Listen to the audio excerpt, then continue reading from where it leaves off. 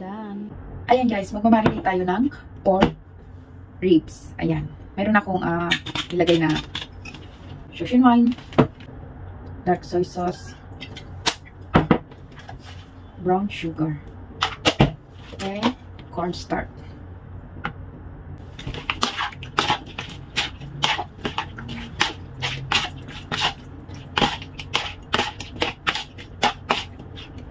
Lagyan natin ang ating dark soy sauce. Ayan. I-marinate natin siya mga 10 minutes lang. At meron tayong pumpkin na ilalagay natin dito.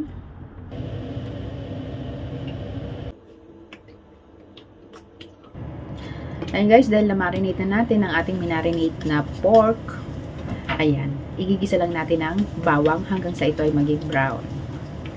Guys, pwede rin nyo rin ilagay na lang yung pumpkin sa oven kasama ang pork. So, ayan, pag naging brown na, ayan, ilagay na natin ang ating minarinate. Ayan. Haluin lang natin mabuti at para maluto siya.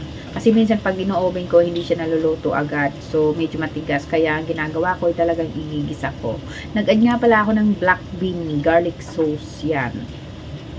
Para masarap. Kasi masarap yung yung sauce niya sa pork. So, yun lang guys. Saglit lang yan lutuin. Pwede rin pakahalo nyo. Pwede nyo nang ilagay sa pumpkin. Yung pumpkin kasi guys, pwede nyo rin ihalo na lang para hindi na kayo mag-oven. So, kanya-kanyang diskarte. Itong diskarte ko, kung gusto nyo gayahin, pwede rin.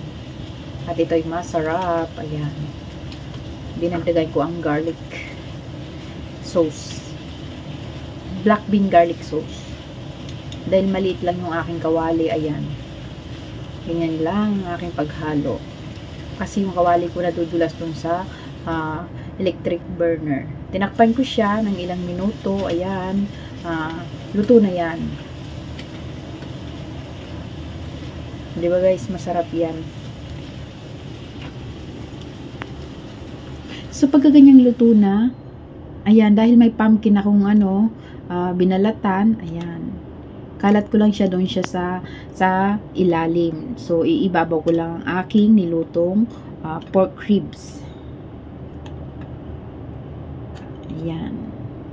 Sarap niyan. Pwede na pang ulam. Kaso yung pumpkin, hilaw pa syempre.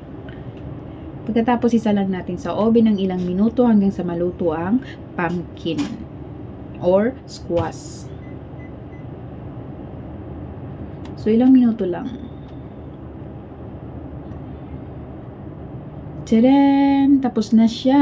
Ayan, kunin natin, tingnan natin kung masarap ang ating niluto. Ayan guys. O, diba? Yummy. Pwede nyo nang gayahin. Thank you for watching everybody.